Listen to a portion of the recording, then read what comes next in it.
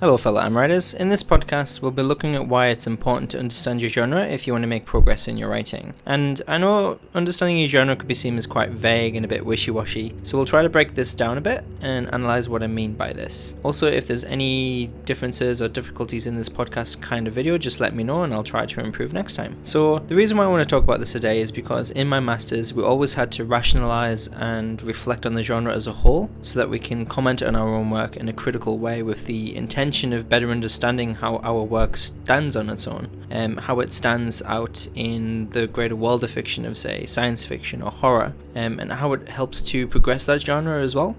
So progress here meaning like more along the lines of how does it push or challenge the genre.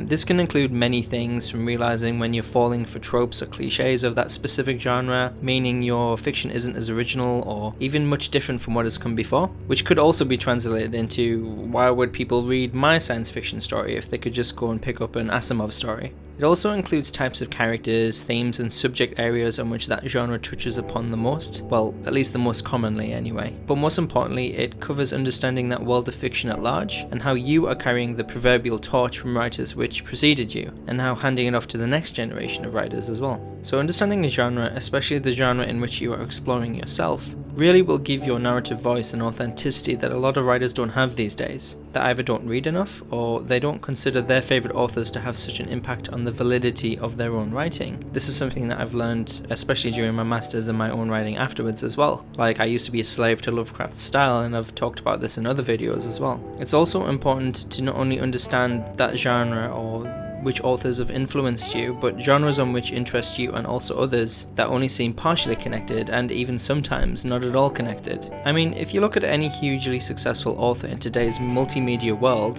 they all write across a vast array of different genres spanning a variety of platforms and formats. Take one of my favourite writers, Neil Gaiman. He's written dark fantasy, comic books and graphic novels, audio dramas and plays, children's stories, short books collection, poetries, articles, speeches and more. And okay, if you think that one was too easy, even take Anne Rice, a writer of one of my favourite vampire stories. She's also a master of erotic fiction of romance, as well as a few BDSM novels as well. The reason they do this, apart from avoiding to put their eggs in the proverbial basket, is that they just write what they like and what interests them. By doing this, it informs the rest of their writing. I like to write modern fantasy and horror stories mostly, but dabble in weird fiction and more abstract work, taking inspiration from Thomas Ligotti and George Louis Borges. Tackling the more abstract stories stops me from getting in a creative rut, while also giving my brain new ideas and approaches to my primary genre of choice. It widens my perspective just enough to allow me to dodge or change typical tropes, cliches and stereotypes of that kind of fiction. And I truly think by challenging yourself in this way, pushing yourself in this style or a different way to write, it's a great fast track method of improving your writing rather than just sticking with what you're used to. During my masters, I've written fantasy tales, abstract stories from the perspective of a clock, strange fiction where my protagonist turns into a spider in his apartment, and much more. This gives me the tools and mental rhetoric which allows me to grow as a writer. That's what we're all after, right? So in a bid to help those below, please share what you think are common tropes and stereotypes of different kinds of fiction. I want the comment section for this video to be a sort of resource for writers finding this video so that they can enter a bit of a discussion on different ideas and give you a place to creatively think without fear of reprisals. Just sharing, no criticism needed of other ideas, but healthy discussion. For me, I think that in horror fiction, too many writers, filmmakers and artists use darkness or the jump scare too much that it has now become a staple trope of the genre, something that an audience member would expect and would not be surprised by or excited by. So I try to avoid this in my own writing, choosing instead to try and build up that dread and tension and suspense throughout the everyday or the outright strange and unknowable. I truly look forward to what you share below, and if you feel so inclined, I would love for you to check out some of my work that I've written in the Marked World universe, some of which will be taken down soon to re-upload to my new website, which when I can actually get it finished.